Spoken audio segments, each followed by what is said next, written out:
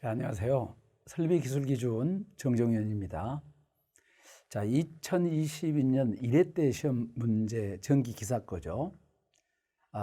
이 올해 시험 문제 설비기술 기준이 바뀌었죠. 옛날에 이제 설비기술기준 및 판단기준에서 작년도부터 우리 출제 범위가 한국전기 설비규정으로 이제 바뀌었습니다. 바뀌고 두 번째 해인데요. 출제 특이사항들이 좀 한두 군데씩 보이기 시작하죠. 뭐가 되는 것이냐면 용어에 관련된 문제가 예년에 비해서 조금 더 나왔어요. 예를 들게 되면은 옛날에 이제 문제들은 뭐 관등회로라든지 뭐 지중전설로라든지 그다음에 접근 상태라든지 이런 용어들이 나왔었는데 올해 지금 22년도 1회 때 문제 보니까 급전선로에 관련된 용어 물어봤고요. 급전선로에 관련 좀 더 문제를 풀어보겠지만 그다음에 분산형 전원의 용어의 정의, 분산형 전원 장치의 용어의 정의 이런 것들이 나왔기 때문에 이제 용어를 좀 더 이제 우리가 관련도 문제 것도 해야 되지만은 새로 제정된 우리가 이제 우리 교재 보면 앞에 용어 해설 쭉 나와 있잖아요. 그러면 기존에 이제 많이 읽어보지 않았던 내용들도 이제 읽어보셔야 된다는 것이고요. 그 다음에 또 이제 좀 특이한 것은 지중전선로의 매설 깊이 요건데 지중전선로의 매설 깊이인데 이건 이제 매설 깊이가 작년도에 21년도에 이제 확정이 되어서 바뀌었죠, 실은. 아직도 공부하시는 분들이 옛날 기출문제 보게 되면 직접 매설식인 경우 1.2m 이렇게 이제 매설식인 경우 직접 매설이었을 때 매설 깊이가 1.2m 그 다음에 관로식인 경우가 1m 이렇게 되어 있는 경우가 있게 되는데 요것이 지금은 다 통합되어서 1.1m가 아니죠. 그래서 여기 바뀌고 올해 지금 바로 시험 문제를 확실히 내놨습니다. 그래서 직접 매설식이든 관로식이든 땅에다 묻는 깊이는 전부 1m로 그래서 이제 기출 문제에서 혹시 1.2로 나온 건 지금 없습니다. 1m로 이제 되어 있고요. 그 다음에 좀 더 특이한 것이 있다고 하면은 교류전차선이에요. 이 교류전차선과 식물과 관계인데 요게 교류전차선과 식물은 옛날에 기출문제 보면 요게 2m로 답이 되어 있어요. 근데 지금은 요게 5m로 되어 있죠. 요게 이제 한국전기설비 규정이 제정되면서 판단 기준에서 이쪽으로 넘어오면서 전차선과 식물을 2m가 삭제가 되고 5m로 바뀐 거예요. 그래서 5m로 기존 공부를 했지만 한 번 더 문제를 내서 이제 좀 이렇게 최근에 바뀌고 좀 주의를 해줘야 될 것을 출제를 해서 이제 공부하는 사람들한테 각인시킨 거네요. 그 다음에 이제 옛날에 나오지 않았던 문제 중에 하나가 좀 더 약간 특이한 것은 옛날에는 이제 뭐 고장보호, 기본보호 이런 얘기지만 지금은 이제 기본보호다. 기본보호, 그 다음에 고장보호다. 고장보호, 그 다음에 추가보호 이런 용어를 확실하게 정립할 필요성이 있어서 여기 고장보호에 대한 문제가 있었죠. 고장보호. 원래는 통상적으로 이제 기본보호라고 하는 것은 절연과 접촉, 즉 사람이 전기설비에 직접 접촉이 되었을 때 보호를 어떻게 할 거냐. 이게 기본보호예요. 사람이 직접 접촉하지 않도록 이제 보호하는 것이 기본보호이고 기본보호는 보통 절연이나 보통 격벽 이것들을 말하죠. 절연과 격벽. 고장보호는 보통 이제 추가보호, 고장보호는 간접 접촉에 의한 보호예요. 여기 간접 접촉에 의한 보호니까 고장나면은 차단하는 것이 먼저죠.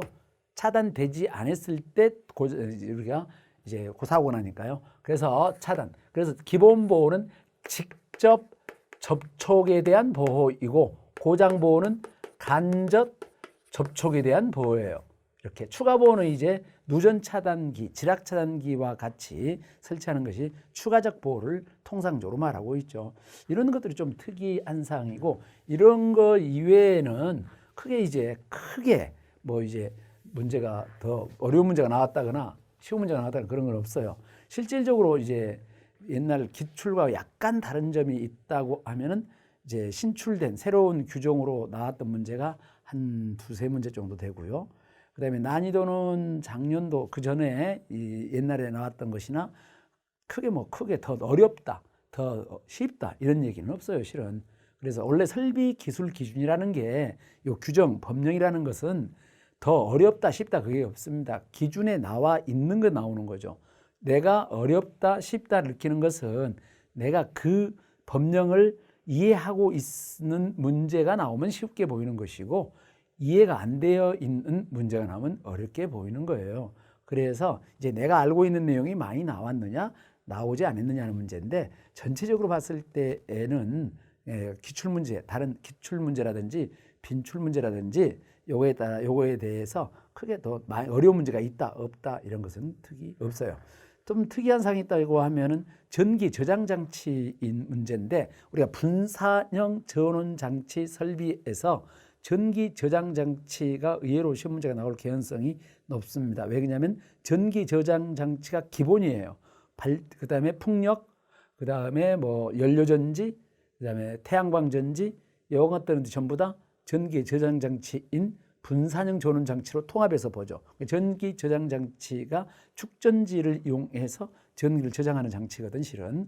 그래서 아무튼 축전지를 이용하든 풍력 발전을 이용하든 태양광 발전을 이용하든 전부 다 분산형 전원이라고 보는 겁니다. 그래서 전기 저장 장치 이번에 나왔고, 이와 같은 내용들이 지금 되어 있는 것들인데, 예를 들면 이제 우리가 이제 교재 여기 문제를 보면은 이렇게 편집이 되어 있죠. 지금 출제 분석을 해봤잖아요. 금방 분석을 해봤는데, 지금 이제 우리가 이제 여기 보게 되면 제가 이제 이쪽에 기출문제 번호, 우리 문제 번호가 쭉 되어 있죠. 우리 문제가 되어 있는데 해당 페이지수 요 내용을 아마 제공을 해드릴 거예요. 그러면 이제 우리 교재의 몇 페이지에 어디하고 동일한 문제가 있는지, 유사한 문제가 있는지, 안 그러면 문제는 없지만은 그 내용이 있는지를 쭉 표시해 놨으니까 참고로 이제 봐주시면 되고요. 만약에 이제 제가 이제 이걸 할 때 똑같은 동일한 문제가 없으면은, 우리가 이제 우리 교재에 없을 수도 있잖아요. 동일한 문제가 없으면은 내용은 똑같은데 숫자가 조금씩 다른다든지 그러면 동일한 문제가 아니잖아. 그래서 그런 내용들은 이제 여기에 내용을 설명을 해 드렸어요. 거기에 있는 내용을 보시면 됩니다. 지금 1번 문제가 이제 이렇게 되어 있죠. 1번 문제가 138페이지에 여기 안에 있는 내용과 지금 일치한다는 얘기거든요. 한번 예를 들게 되면 다른 것도 이런 식으로 되어 있으니까 이제 보시면은, 자, 1번 문제가 이런 문제죠.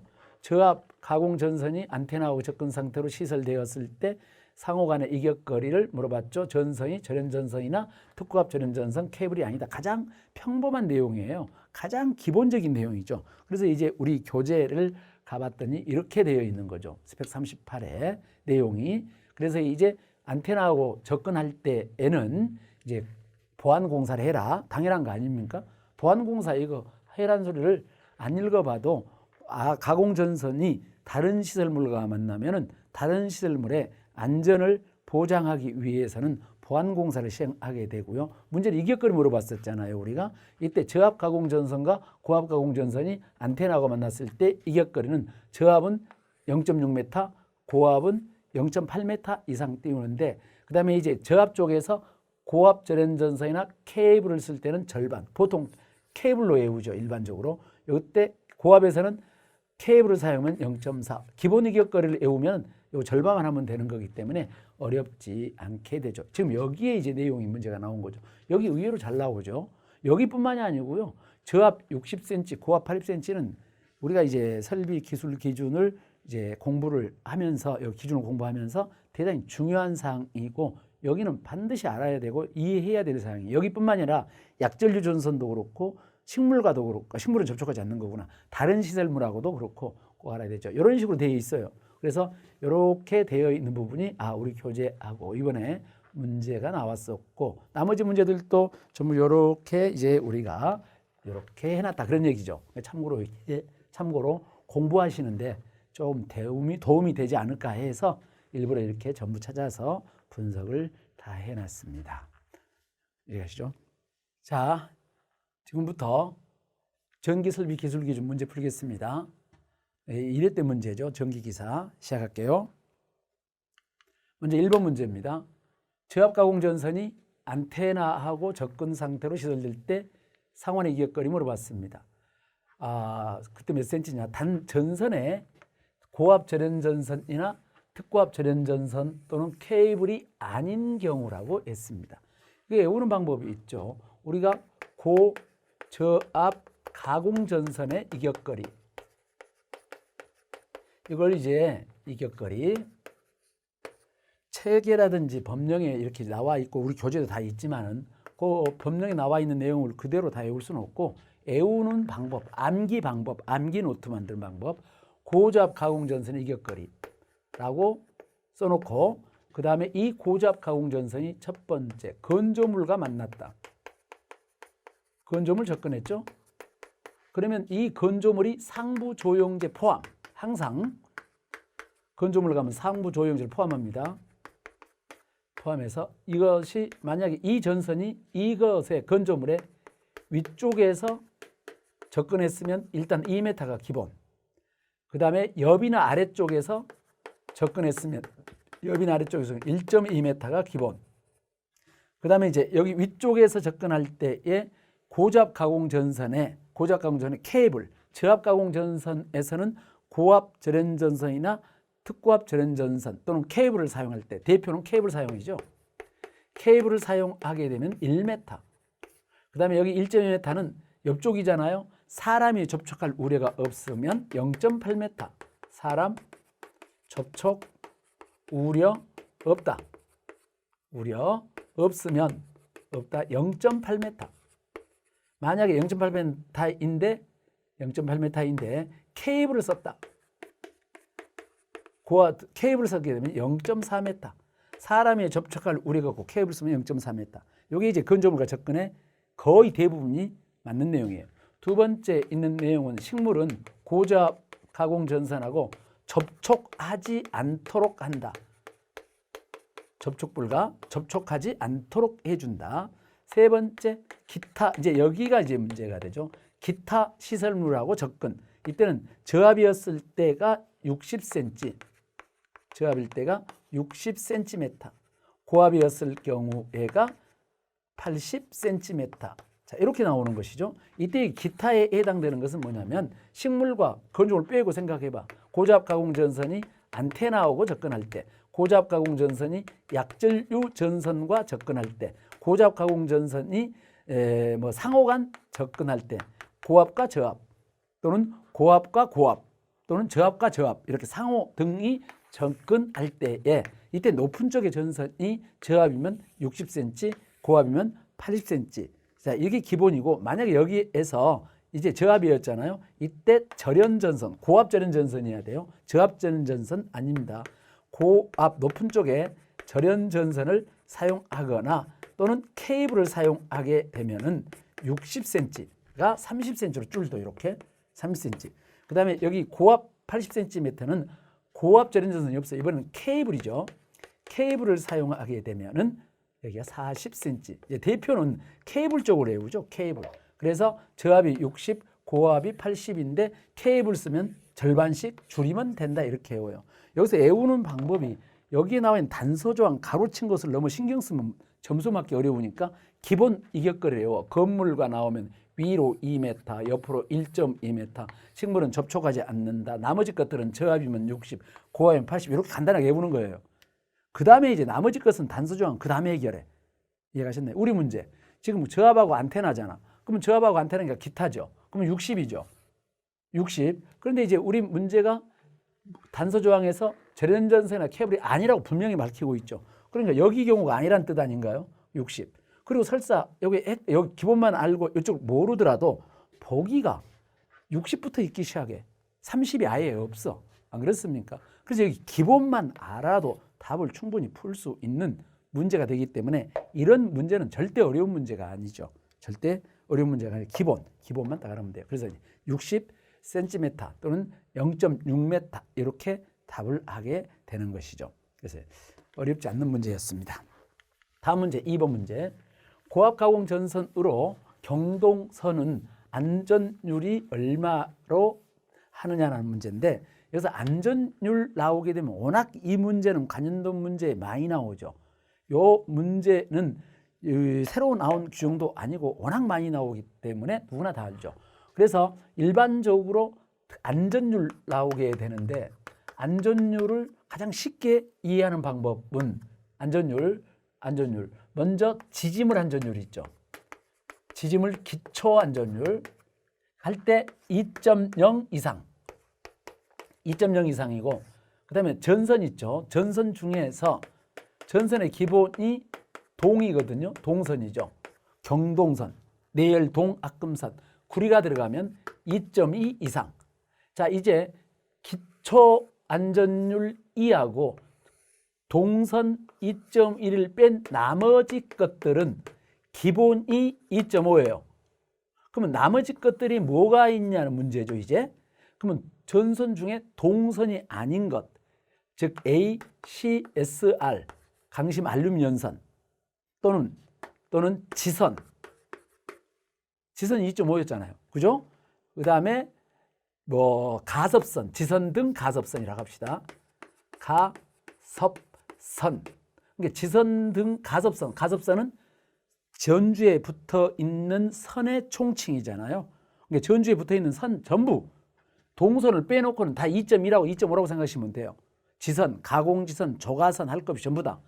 그 다음에 완금, 애자, 송전선로라든지 지지물에 있는 애자 전부 다 2.5거든 안전율이.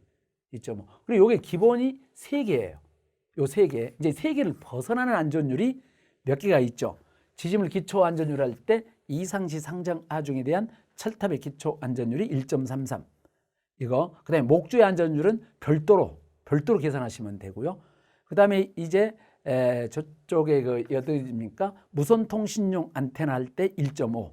케이블 트레이 할 때 1.5. 여기 1.5짜리가 몇 군데가 있기는 있습니다. 그래서 기본에서 벗어난 것들이죠. 그것은 요 기본 3개. 이런 문제들은 요 기본 안전율인 경동선 2.2, 기타 나머지 2.5 이것만 알면 식은죽 먹기 문제죠. 그래서 2.0이 정답이고 그다음에 이제 2.1을 쓰려고 하면은 이제 ACSR이나 또는 알루미늄 전선과 같은 것들은 2.1을 사용하고 있죠. 정답은 그래서 1번이 정답입니다. 다음 3번 문제. 사용하는 전압이 22.9kV인 특고압 가공 전선과 그 지지물 완금류, 지주, 지선 사이의 이격거리 이 문제도 과거에 이제 우리 빈출 문제에 굉장히 많이 나오는 문제고 아마 교재를 한 번만 읽어본 사람들은 다 맞을 수 있는 문제죠. 여기 문제가 전선로가 이렇게 되어 있으면 이쪽에 이제 애자가 이렇게 있고 전선이 가선이 되는데 가공지선이 이렇게 가선이 되겠죠. 그다음에 이렇게 그다음에 이렇게 있으면 여기가 지지물이죠. 그다음에 여기가 전선이죠. 그럼 여기서까지 거리가 얼마가 되겠냐는 문제예요. 그림을 이렇게 그리지 않고 전주가 이렇게 있어요. 그러면 완금이 이렇게 있게 되죠. 완금 이렇게 있게 됩니다. 그럼 이쪽에 이제 애자가 이렇게 있을 것이고 전선이 또 마찬가지로 이렇게 구성이 되죠. 그럼 여기에 전선하고 여기서까지 거리가 얼마가 되겠냐는 거예요. 이렇게 전선 이게 제일 가까운 곳 아닌가요? 애자가 붙어 있는 곳 부분이 단 떨어지니까. 그래서 여기가 얼마큼 되겠냐고 생각하시면 돼요. 사용하는 전압이 22.9kV 특고압 가공 전선과 지지물 완금류 지주 지선 사이의 이격거리는 여기가 제일 가까운 곳이거든. 여기가 거리가 얼마냐? 나머지는 보다 더 멀죠. 여기 애울 때 어떻게 애운다고 그랬습니까? 사용 전압이 가장 기본 15kV 이하였을 때가 15kV 미만이었을 때가 15kV 미만이었을 때가 그때 이격거리가 15cm 이상을 해야 된다. 여기 기본이죠. 15kV 미만이 15cm 이상 이격거리 15kV 미만이 15cm. 요것만 아시면 전압은 10kV씩 cm는 5cm씩 늘리면 되죠. 그러면 여기 15kV 이상에서 25kV 미만, 25kV 이상에서 35kV 미만, 35에서 여기만 조심하시면 돼. 50, 60, 70, 80 여기까지는 줄기차게 이렇게 외워지죠. 15cm, 5cm 더하면 돼. 20cm, 25cm, 30cm, 35cm, 40cm, 45cm 이렇게 5cm씩 늘려가면 되는 것이죠. 이렇게. 그 다음에 여기가 그 다음에 130kV 미만의 65cm 여기서부터가 이제 수치를 일반적으로 외워야 돼요. 130, 65, 160, 90 그 다음에 200, 110, 230, 130 그 다음에 230을 초과하게 되면 160 이렇게 되어 있는데 이제 관연도 문제를 보게 되면은 거의 대부분이 여기 안쪽에서 시험 문제가 나온다는 겁니다. 바깥쪽보다는 주로 이제 지금 15kV 미만의 15cm 이 내용하고 우리 문제가 22.9잖아요. 그러면 여기 15kV 이상에서 25kV 미만이니까 20cm 여기하고 우리 문제처럼 그 다음에 나오는 부분이 여기 40cm가 문제가 나오죠. 60kV 이상에서 70kV 미만까지 40cm. 주로 이제 여기 세 개가 잘 나와요. 그래서 이 세 개를 외우기 위해서는 첫 번째 줄 나오는 15kV 미만의 15cm만 알아두셨을 경우 풀 수 있지 않느냐 이렇게 쉽게 할 수 있어요. 여기 3번 문제였습니다. 관연도 문제 워낙 많이 나와서 아마 다 외우고 계실 겁니다. 외워야 되는 것이고요. 그 다음 문제입니다. 4번 문제. 자, 이 문제가 이제 우리가 용어 설명이 보통 한 문제꼴이 나올까 말까 하는데 이번 문제는 특이하게도 용어 설명이 두 문제가 있어요. 그죠? 급전선에 대해서 물어봤습니다. 급전선.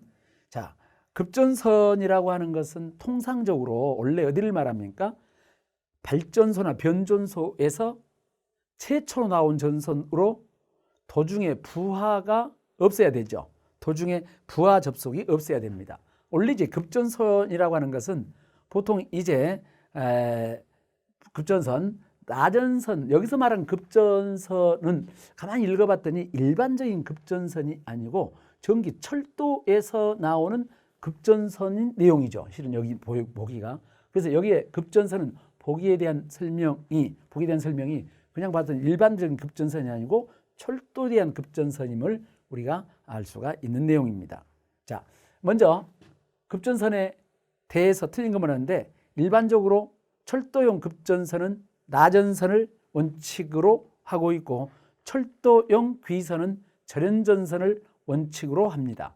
이해가셨나요? 그래서 물론 이제 가공으로 시설해야 되는 걸 원칙이고요. 그래서 일반적으로 철도에 사용하는 철도 급전선, 철도 급전선이라고 하는 것은 뭘 말하게 되는 것이냐면 철도 변전소에서 전차선까지 전력을 보내주는 선을 말하죠. 전차선까지 보내주는 선. 이 철도형 급전선은 나전선이고 가공이 원칙이에요. 나전선을 사용하고 가공을 하는 것을 원칙으로 한다. 가공을 하는 것을 원칙으로 하는 것이고 만약에 이제 이런 경우가 아니라면 예를 들어 이격거리가 충분하다거나 사고가 난다거나 그러면은 이제 안전을 꼭 확보를 해야 된다고 생각하면 케이블을 쓸 수도 있습니다. 나전선을 가공을 하는 것이 원칙이지만 케이블로 사용이 또 가능합니다. 케이블. 이렇게 이제 급전선이에요. 그러면 이제 한번 볼까요? 급전선에 대한 설명으로 틀린 것 했습니다. 급전선은 비절연 보도체, 매설 접지도체, 레일 등으로 구성되고 단권 변압기 중성점과 공통 접지선에 접속한다. 자, 가공식은 전차선의 높이 이상으로 전차선로 지지물에 병가하고 나전선 접속은 직선 접속을 원칙으로 한다. 선상 승강장이나 인도교, 과성교 또는 교량 하부 등에 설치할 때는 최소 절연 거리 이상을 확보한다. 신설 터널 내에 급전선을 가공으로 설계할 경우에는 지지물의 취부는 C찬넬이나 매입을 이용해서 고정을 해야 된다. 이렇게 이제 되어 있는데 이렇게 되어 있죠. 보시게 되면 일단 여기에 나와 있는 첫 번째 나와 있는 제가 급전선은 철도용 급전선, 나전선 가공 원칙 케이블 쓴다고 했죠.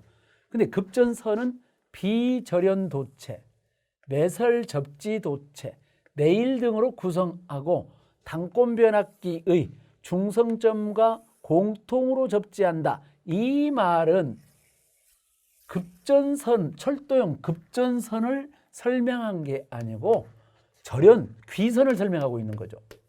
귀선. 급전선은 철도에서 전차선으로 보내준 선이 급전선. 그 다음에 전기철도 차량에서 전류를 사용해서 일을 하고 다시 변전소로 되돌아오는 게 귀선로예요. 귀선로죠. 이때 귀선로로 쓸 수 있는 것들이 뭐냐 이거죠. 귀선로로 쓸 수 있는 것들이 비절연 보호도체, 매설 접지도체, 네일 등을 귀선로로 사용하고 있습니다. 그리고 반드시 이것은 변압기의 중성점과 공통접지를 잡아줘야 돼. 변압기 중성점, 공통접지를 잡아주어서 사용하죠. 이 급전선을 설명한 게 아니라 1번은 여기 귀선로를 설명하고 있는 겁니다. 다소, 그죠? 급전선이니까 전력을 보내주는 건데 왜 여기 나와 있는 중성점이 나오고 그러겠습니까? 그래서 급전선이 뭔지만 알면 금방 할 수 있는 문제. 여기 내용까지 다 할 수는 없어도 1번에서 금방 알 수가 있는 거죠. 나전선 접속하고 직선 접속. 그래서 최소 절연 이격거리 확보. 그 다음에 이제 지지물에 치부할 때는 C 찬넬 등을 이용한다. 이런 얘기예요. 정답이 1번이 틀려 있습니다. 자, 이건 급전선 설명한 것이 아니라 귀선을 설명한 것입니다. 꼭 여기 귀선과 급전선하고 앞에 용어 해설을 보고 정확하게 우리가 알아두시면 좋겠습니다. 그 다음 문제입니다. 5번 문제죠. 진열장 내에서 배선으로 사용하는 400V 이하에 사용하는 코드 캡타이어 케이블 단면. 이 문제도 이제 문제가 내가 모르면 어렵지만은 아는 문제는 쉬운 종목기 문제들 아닌가요? 이것도 워낙 많이 나왔던 내용이죠. 코드나 캡타이어 케이블이 나오면 그때 단면적은 전부 0.75mm 제곱이죠. 자, 여기에 나와 있는 문제가 이런 식으로 나왔다는 말은 여기에 관련된 다른 문제도 나올 개연성이 있기 때문에 전기 사용 장소에서의 전선 굵기를 딱 머릿속에 정리가 되어 있어야 되죠. 전기 사용 장소의 전선의 굵기는 첫 번째 조건이 단면적 2.5mm 제곱 이상이죠. 전기 사용 장소의 대표는 저압이죠. 그래서 저압 전기 사용 장소의 전선은 2.5mm 제곱 이상의 연동선을 사용합니다. 만약에 전광 표시 장치나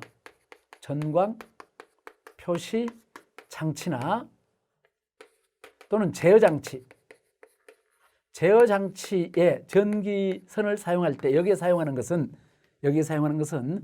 금속관이라든지 전선관, 금속관이나 합성 수지관, 그다음에 덕트, 금속 덕트 등에 넣어야 되죠. 넣을 경우 얼마 이상 쓰면 돼요? 1.5죠. 1.5mm 제곱 이상짜리의 연동선 사용합니다. 연동선. 근데 제어 장치나 전원 장치에다가 전선관에 넣지 않고 제어 장치나 전광 표시 장치에 전선관에 넣지 않고 코드나 캡타이어 케이블 등을 사용했어요. 캡타이어 케이블 등을 사용하고 또는 진열장이나 쇼케이스, 공연장, 쇼케이스 이런 데에서 사용할 때에는 전선의 굵기가 0.75mm 제곱 이상이어야 돼요. 그래서 세 가지야. 2.5하고 0.75가 기본이죠. 그래서 쓰는 용도를 2.5 이상은 연동선이기 때문에 뭐 아무데나 다 써도 돼요. 애자공사, 그다음에 뭐 전선근공사 다 해도 돼요. 근데 전광 표시 장치하고 제어 장치에 1.5를 쓰려면 반드시 전선관이나 덕트에 넣어야 돼요. 그렇지 않으려면 여기 전광 표시 장치나 제어 장치에 코드나 캡타이어 케이블을 사용해서 전선관이나 덕트에 넣지 않으려면 진열장이나 쇼케이스와 마찬가지로 0.75입니다. 그래서 일단 코드 캡타이어 케이블 나오면 0.75인지 바로 알 수가 있게 되는 거죠. 다음 6번 문제입니다. 최대 사용하는 전압이 23,000V, 중성점 비접지식 절연내력 시험 문제. 이 문제는 관연도 문제, 기출 문제, 빈출 워낙 많이 나오니까 똑같은 문제가 관연도 문제 몇 개 있죠. 옛날에. 자, 여기서 사용하는 전압이 절연내력 시험할 때 최대 사용 전압이 7kV 이하가 1.5배임을 다 아시죠? 그 다음에 7kV를 넘고 25kV 이하로서 다중접지, 중성선을 가지고 있고 다중접지가 되어 있으면 0.92배이죠. 그 다음에 7kV를 넘고 60kV 이하이면 7kV를 넘고 7 넘고 60kV 이하인 경우에는 1.25배를 하게 되죠. 그 다음에 이제 60kV를 넘었을 때가 비접지 1.25배, 접지 1.1배, 그 다음에 직접 접지 0.72배, 거기다가 170kV를 넘어가면 중성점 직접 접지로 되어 있고 0.64배 이렇게 되어 있단 말이에요. 그럼 우리 문제에서 이런 거 보려면 먼저 전압을 먼저 봐야 돼. 전압이 23,000V, 23kV예요. 그러면 여기 7kV하고 25kV 사이거든. 이때 여기에서는 중성점이 비접지로 되어 있어. 다중접지가 아니죠. 다중접지가 아니면 바로 이쪽으로 가요. 여기 1.25배죠. 자, 여기서는 다중접지일 때만 0.92배. 다중접지가 아닌 경우는 전부 7kV하고 60kV 사이에서는 1.25배. 그러므로 우리 문제는 당연히 23kV에다가 23,000V에 1.25배 하면 답이 나오게 되죠. 1.25배. 그러면 28,750, 28,750 이렇게 이제 답이 나오게 될 겁니다. 이해 가셨나요? 그래서 꼭 기억을 해 두시기 바랍니다. 요거 다 알고 계시죠? 오케이. 그 다음에 7번 문제 가보도록 하겠습니다. 요게 이제 특이한 문제 중에 하나라고 했는데, 요게 이제 잘못하면 기출문제, 빈출문제를 잘못 보게 되면 1.15 쓰기 십상인 문제입니다. 여러분들은 절대 이런 데 속으면 안 돼요. 지중전선로에 직접 매설식에 의해 시설합니다. 차량 기타 중량에 받을 우려가 있다고 했어요. 매설 깊이는 다 1m입니다. 직접 매설식이라고 했는데 지중전선로는 직접 매설식하고 직접 매설, 직매식하고 그 다음에 관로식하고 그 다음에 암거식이 있잖아요. 이 세 가지가 있는데 이 중에서 직접 매설식하고 관로식은 매설 깊이가 얼마로 해야 됩니까? 차량 등 중량에 받을 우려가 있었을 경우 1.1m 이상입니다. 1.0m, 1m 이상이고 중량 받을 우려가 없으면 차량 등 중량을 받을 우려가 없으면 0.6m예요. 그래서 없으면 0.6m. 그래서 일단은 매설 깊이는 차량 등 중량에 받을 우려가 문제가 있다고 했기 때문에 당연히 1m로 써야 됩니다. 아시겠죠? 그래서 정답이 1m. 지금은 1.2m 없어요. 1m로 하셔야 됩니다. 다음입니다. 8번 문제. 플로어 덕트 공사에 의해서 저압 옥내 배선 공사합니다. 시설 기준으로 틀린 것 했어요. 자, 일단 덕트 공사잖아요. 그러면 덕트의 모든 기본은 끝부분 막아야 되죠. 먼지라든지 수분이 들어가니까. 그래서 덕트의 모든 끝부분은 막을 것, 이거 맞는 거고요. 그 다음에 5개용 비닐 절연 전선을 사용했다. 5개용은 절대로 안 되죠. 5개용은 이건 뭐 상식이죠. 5개용은 말 그대로 5개에서 사용합니다. 5개용은 경동으로 되어 있으므로 당연히 전선관이나 덕트, 몰드에 들어갈 수가 없어요. 그래서 틀린 것은 2번이죠.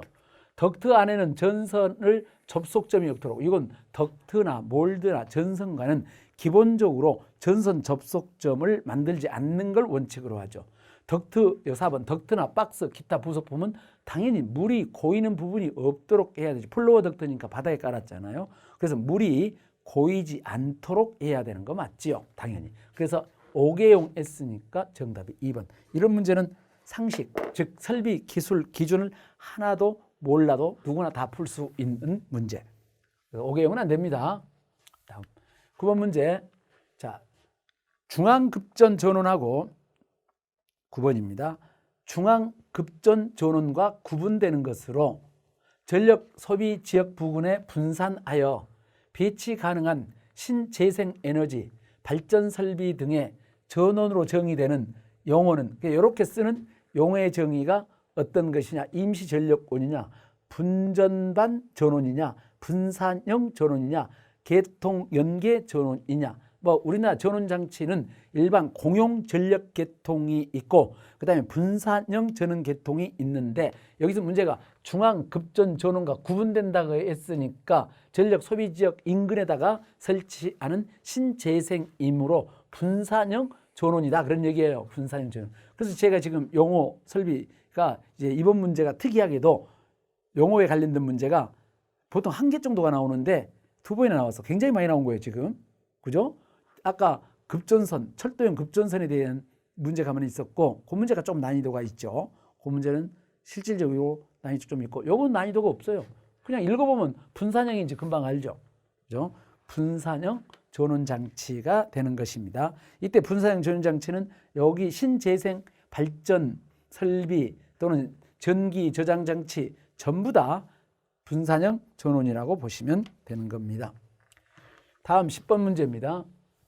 애자공사에 의한 저압 옥측 전설로는 사람이 쉽게 접촉할 우려가 없도록 시설하고 전선 지점 거리는 얼마가 되겠느냐. 일반적으로요. 옥측 전설로일 때에는 거의 옥내 전설로와 같은 전선을 쓰게 되는 겁니다. 이때 이거 저압 옥측 전설로, 저압 옥측 전설, 여기가 조금 약간 골치 아픈 곳이 하나가 있죠. 저압 옥측 전설로 일단은 저압 옥측 전설로는 사용 전선이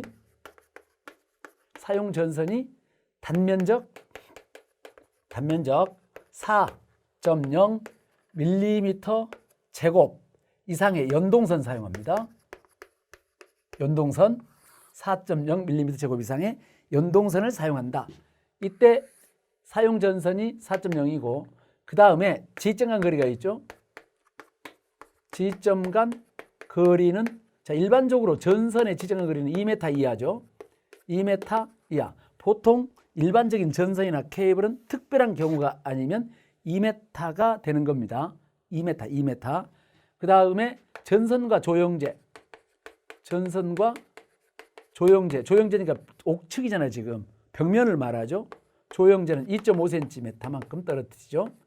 2.5cm 이상 이렇게 되어 있고 나머지 것들은 이제 저압 옥내 배선에 준해서 설치하면 돼요. 여기는 지점가는 거리니까 당연히 2m 이하로 해야 되는 것이 맞죠. 정답이 3번이 정답이 되는데요. 이때 여기에서 사용 단면적이 여기 나와 있는 것이 단면적이 4.0mm를 썼을 때 그렇다는 얘기죠.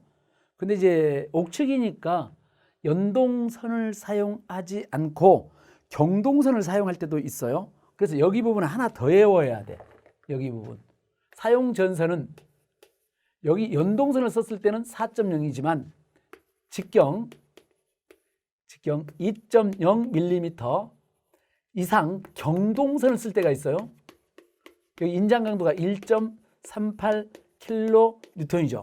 그래서 경동선을 쓸 때도 있습니다. 그래서 원래는 이제 혹시 전선 굵기를 물어보면 연동으로 물어봤을 때는 4, 경동은 2. 여기가 조금 헷갈리는 것뿐이에요. 통상적으로는 이쪽으로 표시합니다. 통상적으로. 그래서 정답은 이 문제는 2m라고 답변하시면 돼요.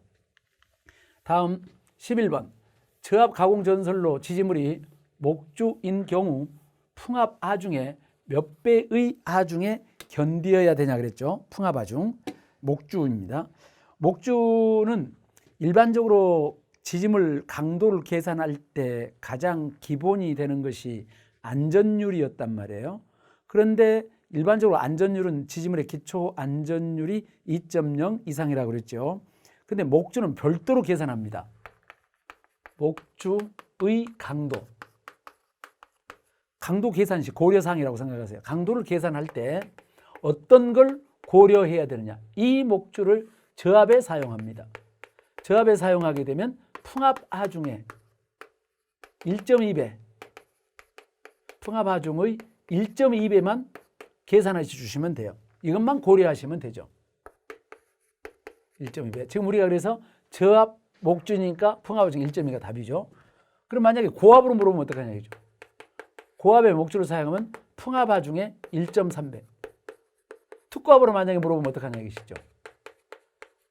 특고압의 목줄을 사용했을 때 강도를 계산할 때 뭘 고려할 것이냐. 이때는 안전율 따집니다. 안전율이 1.5 이상이죠. 그래서 이제 숫자만 외워. 목주 안전율, 목주 강도 계산, 저압 1.2, 고압 1.3, 특고압 1.5 이렇게 기항이 한 김에 목줄을 고저압 보안공사에 사용합니다. 고저압 보안공사에 사용하면 이때는 안전율이 1.5죠. 1.5 이상. 특고압 보안공사에 목줄을 사용했어.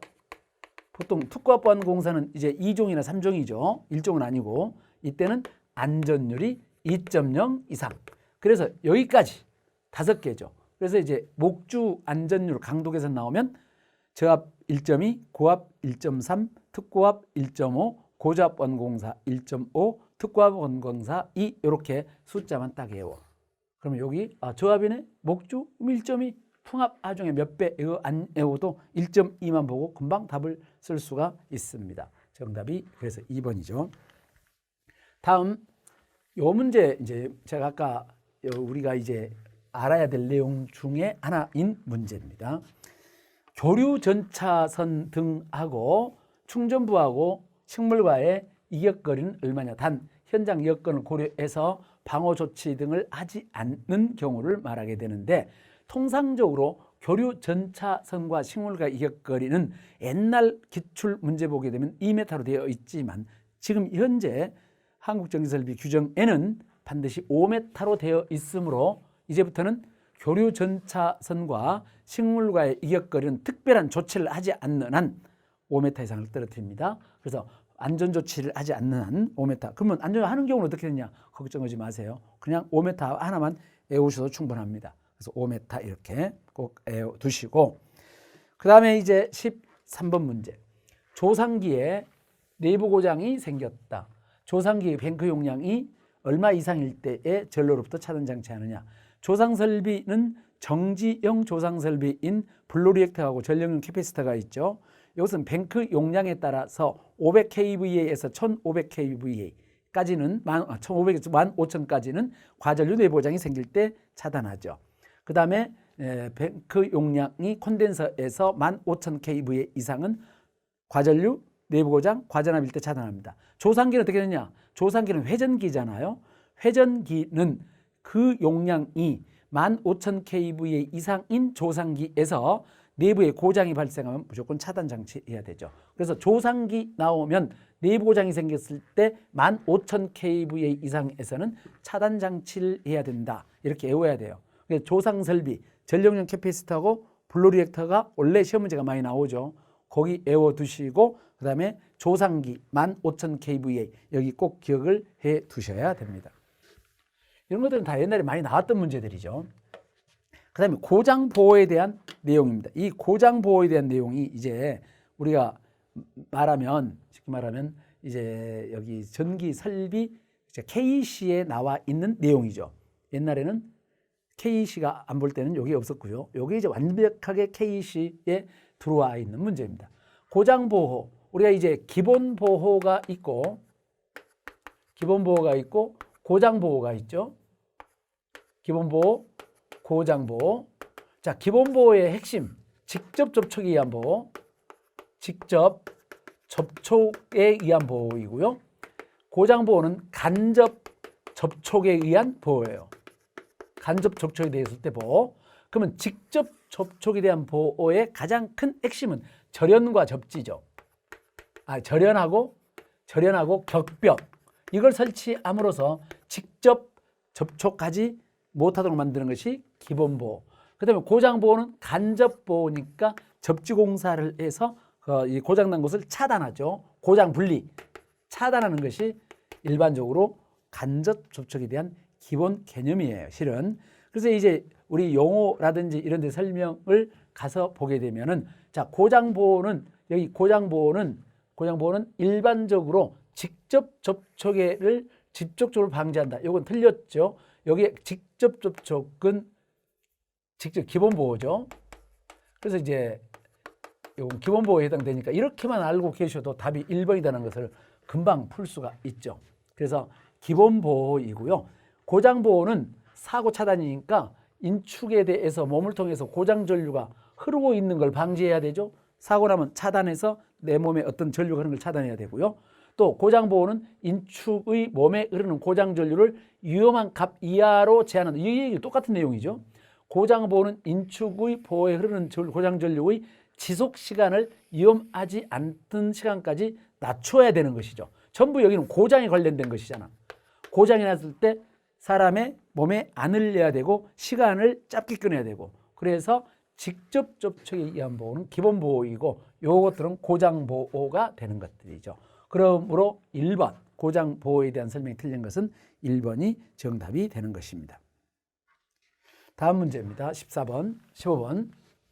네온방전등의 관등회로에 전선을 애자공사에 의해서 자기나 유리재의 애자로 견고하게 지지하여 조영제 아랫면 또는 옆면에 부착하는 경우 전선 상호간의 거리는 얼마가 되겠느냐. 자, 여기서 네온방전등에 들어가는 전선이거든요. 우리가 전선이나 그다음에 케이블 같은 것에 지점 간 거리, 케이블 이런 것들의 지점 간 거리는 점 간 거리 기본적으로 얼마냐? 기본적으로 2m가 이하가 돼야 되죠. 2m 지점 간 거리. 물론 여기에 나와 있는 것은 그냥 평면이에요. 수직이라든지 비스듬한 거 말고 수평 상태로 했을 경우 통상적으로 2m 이하마다 지지하는 걸 말하게 되는 겁니다. 물론 여기도 조영제 면을 따라 붙일 때를 말하죠. 특히 애자공사 할 때인 경우 조영제 면을 따르지 않는 경우는 6m까지 갈 수 있잖아요. 케이블인 경우는 수직으로 했을 때 수직인 경우는 6m까지 갈 수 있어요. 그래서 여기 2m라는 것은 기본으로서 조영제 면을 따를 때를 말하고 있는 겁니다. 자, 여기서 단서 조항이 걸리죠.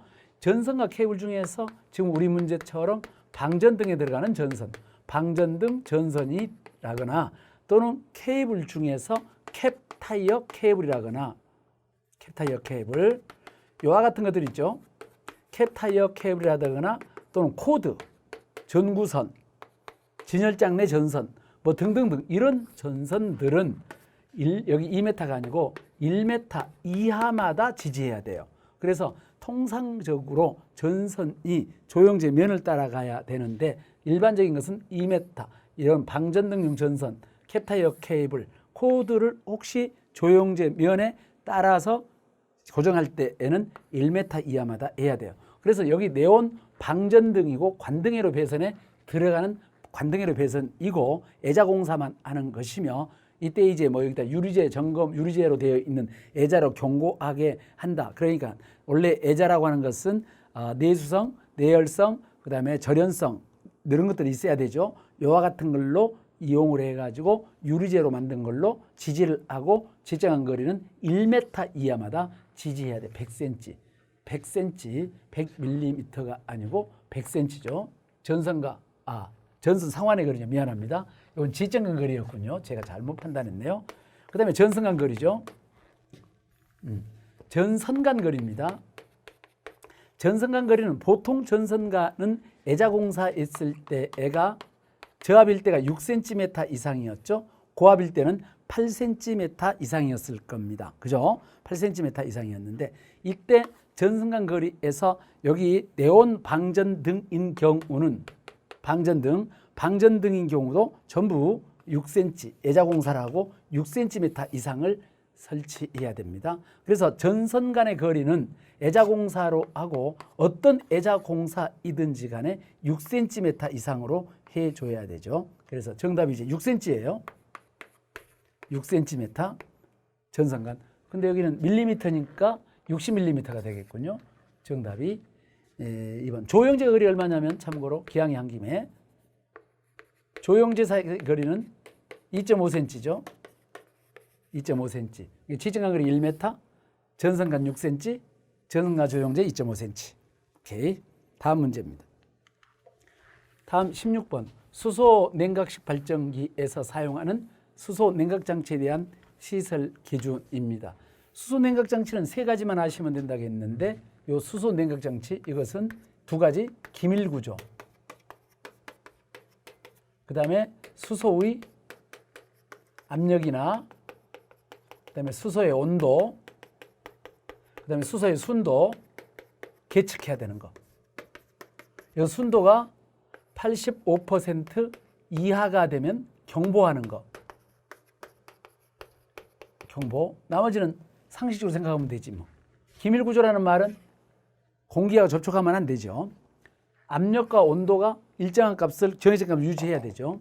그러면 당연히 1번 읽어봤더니 수소를 통하는 관이 동관으로 사용할 수 있다. 당연히 수소를 통하는 관은 동관 같은 걸로 사용할 수가 당연히 있게 되는 겁니다. 동관으로 사용할 수가 있습니다. 그래서 원래 수소를 통과하는 관은 구리로 되어 있거나 또는 강판, 강관, 동관이나 강관으로 써야 되죠.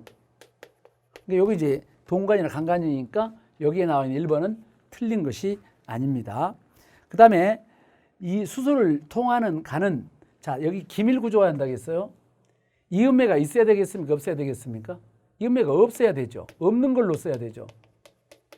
없는 강판이거나 강관이거나 없는 걸로 써야 되죠. 없는 거.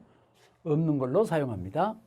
그 다음에 수소 내부의 온도를 계측하는 장치 해야 되죠. 그 다음에 순도가 85% 이하가 되면 경보해야 되죠. 그래서 상식적으로 기밀 구조를 맞추게 되려면 수소를 통과하는 동관이든 강판이든 강관이든 어떤 것이든 간에 중간에 가급적이면 이음매가 없는 걸로 써야 되는 거죠. 여기 있는 거 됐으니까 2번이 옳다고 볼 수가 없는 것입니다. 다음 17번 문제. 전력보안 통신설비인 무선통신용 안테나를 지지하는 철조의 기초안전율은 얼마냐? 단 무선통신용 등 이 전선로의 주의 상태를 감시할 목적으로 사용하는 것이 아니고 이것은 이제 통신용으로만 사용한다는 것입니다. 여기에서 전력보안 통신설비할 때 무선통신용 안테나를 지지하는 지지물, 이때 여기 철조뿐만이 아니고 이때 사용하는 요 지지물의 안테나를 지지하는 지지물의 안전율은 어떤 것이든 전부 1.5 이상의 안전율을 가져야 되죠. 이때 여기 지지물이 목주가 되든 그 다음에 철근 콘크리트주가 되든 철주가 되든 철탑이 되든 어떤 것이 되든 간에 그 값은 1.5 이상의 안전율을 갖습니다. 그래서 목주라고 해서 뭐 다르고 철주라고 해서 다른 것이 아니라 무선통신용 안테나를 지지하는 지지물의 안전율은 1.5 이렇게 별도로 딱 외워놔야 되죠. 다음 18번 문제입니다. 특구 앞 가공전선로 지지물의 양측의 경관자 큰 곳, 이건 뭐 하도 많이 나와서 다 알죠. 양측의 경관자 큰 곳은 당연히 내장형 지지물이죠. 여기서 이제 인류형은 전선을 전부 다 끌어당길 때 쓰는 것이 인류형, 직선형하고 각도형은 수평 각도가 3도 이하일 때가 직선형, 3도가 넘어가면 각도형. 그 다음에 경관자가 커서 장력을 받으면 내장이란 말이 장력에 견딘다는 뜻이므로 내장형 쓰고요. 보강형은 말 그대로 보강이 필요한 부분이라고 생각하시면 됩니다. 보강이 필요한 부분. 다음 19번 문제입니다. 사무실 건물의 조명 설비에 사용되는 백열전 등 방전 등의 전기를 공급하는 옥내전로의 대지전압은 얼마냐? 우리가 이제 전기 사용 장소에서 대지 전압이 얼마냐라고 물어보는 문제. 전기 사용 장소예요. 사무실이라든지 이런 데서 전기 사용 장소에서 대지 전압은 300V 이하가 기본이죠. 만약에 이제 사용 전압으로 물어봤습니다. 전기 사용 장소에서 사용 전압은 얼마냐? 그러면 400V 이하라고 답변하시면 되죠. 특별한 경우가 아니면 백열전등이라든지 방전등이라든지 여기에 사용하는 대지 전압은 300V 이하, 사용 전압은 400V 이하 이렇게 답변하시면 돼. 그래서 여기는 대지 전압 물어봤으니까 당연히 2번 300V 이하로 답하시면 되는 겁니다. 다음 문제입니다. 20번 문제. 전기 저장 장치를 전용 건물에 시설하는 경우에 대한 설명입니다. 이제 가로 안에 알맞는 내용으로 옳은 거 됐어요.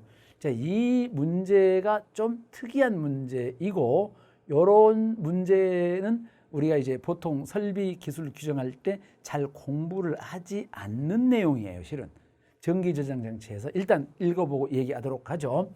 전기 저장 장치 시설 장소는 전기를 저장하는 장치, 축전지실 말이라는 겁니다. 주변 도로라든지 주변 시설, 도로라든지 건물, 가연성 물질, 주변 시설하고는 1.5m 이상을 이격시키고 1.5m 이상을 이격시키고 다른 건물에 전기 저장 장치가 아닌 다른 건물이에요. 출입구나 피난 계단, 다른 건물의 출입구나 피난 계단 등은 3m 이상의 그 이격거리를 둬야 됩니다. 그래서 전기 저장 장치 축전지실은 주변 시설에서는 가연성 물질이라든지 도로 이런 것도 있을 때는 1.5m, 다른 건물의 출입구나 피난 시설은 3m 이상을 이격시켜야 되는 겁니다. 그래서 이 문제가 이제 우리 앞에 요점 정리라든지 이런 데는 이제 보통 다른 책도 마찬가지지만은 법령에는 있지만은 잘 거론이 잘 안 되는 내용이에요. 그렇지만 이제 문제가 나왔으니까 이 문제도 정독을 하시기 바랍니다. 일단 전기 저장 장치는 일단 건물하고 다른 시설물하고 다른 1.5m입니다. 그러나 다른 건물의 피난 계단 또는 출입구는 3m 이상 이격시킵니다. 1.5하고 3m. 정답이 4번이 정답이 되죠. 자, 여기 1회 문제를 이제 쭉 봐보게 되면은 여기 문제를 봐보게 되면 여기 20번 문제 한 문제만 실은 새로 나온 문제예요. 그리고 나머지 문제들은 다 어딘가 다 있고요. 다 어딘가 다 있습니다. 그 다음에 용어 설비가 조금 2개가 나왔다는 것에 조금 이제 단 특이하게 되는 것인데 여기 20번 문제만 새로 나오고 잘 출제가 되지 않는 문제입니다. 이런 문제도 한 문제씩 나와야 되겠죠. 자, 여기까지 전기설비 기술 기준 제5과목 같이 풀어봤습니다. 수고하셨습니다.